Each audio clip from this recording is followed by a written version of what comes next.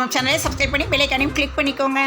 பாஜகவின் கற்பனைப்படி நாக்பூர் தான் இந்தியாவின் தலைநகராக இருக்க வேண்டும் என நடிகரும் மக்கள் நீதி மய்யம் கட்சி தலைவருமான கமலஹாசன் பிரச்சாரத்தில் பேசியிருந்த நிலையில், நாட்டின் தலைநகரை எப்படி மாற்ற முடியும் என கமலஹாசனுக்கு அண்ணாமலை கேள்வி எழுப்பியுள்ளார்.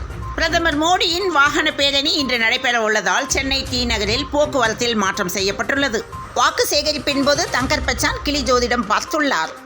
தென் சென்னை மக்களவைத் தொகுதியில் திமுக சார்பில் தமிழச்சி தங்கபாண்டியன் போட்டியிடுகிறார். பாரதிய ஜனதா சார்பில் முன்னாள் ஆளுநர் தமிழிசை சவுந்தரராஜன் போட்டியிடுகிறார். இந்த நிலையில் சரியான போட்டி என கனிமொழியின் குற்றச்சாட்டும் தமிழிசையின் பதிலடியும் நிகழ்ந்துள்ளது. இந்தியாவில் மக்களவைத் தேர்தல் ஏப்ரல் 19ஆம் தேதி முதல் ஜூன் 1ஆம் தேதி வரை 7 கட்டங்களாக நடைபெற உள்ள நிலையில் தமிழகத்தில் டாஸ்மாக் கடைகள் 3 நாட்களுக்கு மூடப்பட உள்ளது. அண்ணாமலை பிரச்சாரத்தின் போது கேள்வி கேட்ட விசைத்தறியாளரை பாஜகவினர் தாக்கிய வீடியோ வைரலாகியுள்ளது. சிறுத்தை பற்றி வதந்தி பரப்பினால் கடும் நடவடிக்கை எடுக்கப்படும் என மயிலாடுதுறை காவல்துறை எச்சரிக்கை விடுத்துள்ளது. பாஜக வேட்பாளரிடமிருந்து 4 கோடி பறிமுதல் செய்தும் இடி ஐடி அமைதியாக இருப்பது ஏன் என செல்வ பெருந்தகை கேள்வி எழுப்பியுள்ளார். நடிகரும் தமிழக வெற்றிக் கழக தலைவருமான விஜய் சாய்பாபா கோவிலில் தரிசனம் மேற்கொண்டார். ஐகோர்ட் மதுரை கிளை உத்தரவு ரத்து செய்யப்பட்ட நிலையில் சாட்டை துரைமுருகனுக்கு சுப்ரீம் கோர்ட் ஜாமீன் வழங்கியுள்ளது. நெல்லை பாஜக வேட்பாளர் நயினா நாகேந்திரன் மீது வழக்கு பதிவு தொடரப்பட்டுள்ளது. ரூபாய் 4 கோடி ரொக்கப்பணம் யாருடையது என சிறப்பு குழு விசாரணை மேற்கொள்ள உள்ளது. வேலூர் மாவட்டம் கேவி குப்பம் அருகே உள்ள காங்குப்பம் கிராமத்தில் அமைச்சர் துரைமுருகன் சொந்த கிராமத்தில் ரூபாய் 7.5 லட்சம் பறிமுதல் செய்யப்பட்டது. பாராளுமன்ற தேர்தலில் மாற்றுத்திறனாளிகள் மற்றும் வயது முதிர்ந்தவர்கள் வீட்டில் இருந்தபடியே வாக்களிக்கும் வகையில் தபால் வாக்குப்பதிவு வசதியை தேர்தல் ஆணையம் ஏற்படுத்தியுள்ள நிலையில், அவிநாசியில் தபால் வாக்கு செலுத்திய 94 வயது மூதாட்டி மறுநாளே மரணமடைந்துள்ளார். இறப்பிற்கு முன்னதாக ஜனநாயக கடமையை நிறைவேற்றியது நெகிழ்ச்சியை ஏற்படுத்தியுள்ளது.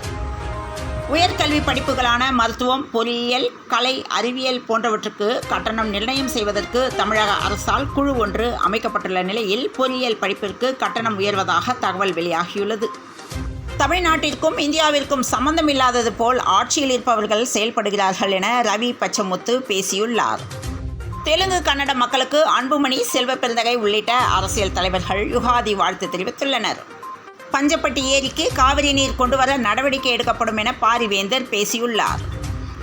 அமைச்சர் ஐ. பெரியசாமி மீதான வழக்கு விசாரணைக்கு இடைக்கால தடை விதித்து உச்சநீதிமன்றம் உத்தரவிட்டுள்ளது.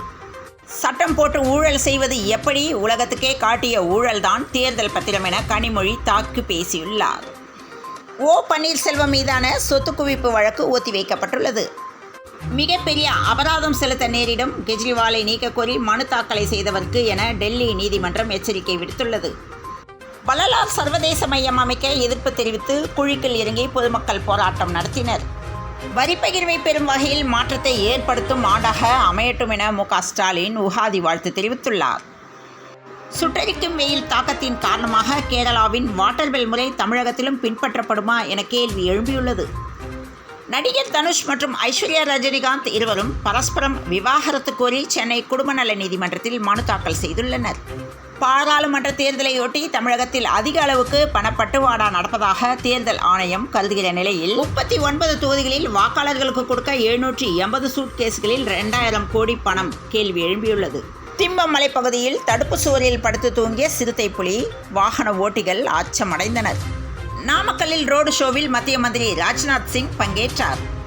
சீன எல்லை பிரச்சனைகளை பேசியதால் கச்சத்தீவு விவகாரத்தை பாஜக கையில் எடுத்துள்ளது என கனிமொழி பேசியுள்ளார். ஒசூர் அருகே கட்டுக்கட்டாக பணம், 500 கிராம் தங்க நகைகள் பறிமுதல் செய்யப்பட்டது. 10ஆம் வகுப்பு மாணவர்களுக்கான பொதுத் தேர்வு இன்றுடன் முடிவடைந்த நிலையில் மே 10ஆம் தேதி தேர்வு முடிவுகள் வெளியிடப்பட உள்ளன. மயிலாடுதுறையில் 6வது நாளாக பிடிபடாத சிறுத்தை, தொடர்ந்து தீவிர தேடுதல் வேட்டை நடைபெறுகிறது. ஐபிஎல் தொடரின் 22வது லீக் ஆட்டத்தில் நடப்பு சாம்பியன் சென்னை சூப்பர் கிங்ஸும் முன்னாள் சாம்பியன் கொல்கத்தா நைட் ரைடர்ஸும் அணியும் மோதுகிறது. இதில் டாஸ் வென்ற சென்னை அணி பந்து வீச்சை தேர்வு செய்தது. புதிய உச்சம் தொட்ட தங்கம் விலை கிராம் ரூபாய் 6660க்கு விற்பனையாகிறது. சென்னையில் ஆபரண தங்கத்தின் விலை உயர்ந்து வரும் நிலையில் இன்று ஒரு சவரன் 52,920க்கு விற்பனை செய்யப்படுகிறது. வட தமிழக உள் மாவட்டங்களில் அடுத்த 24 மணி நேரத்துக்கு ஓரிரு இடங்களில் வெப்ப அலை வீசக்கூடும் என வானிலை ஆய்வு மையம் தெரிவித்துள்ளது.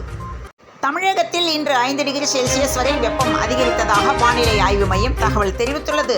தொடர்ந்து இணைந்திருங்கள் பிரபாஸ்கரம் செய்திகளுடன். மீண்டும் மற்றும் ஒரு செய்தியில் சந்திப்போம். வணக்கம்.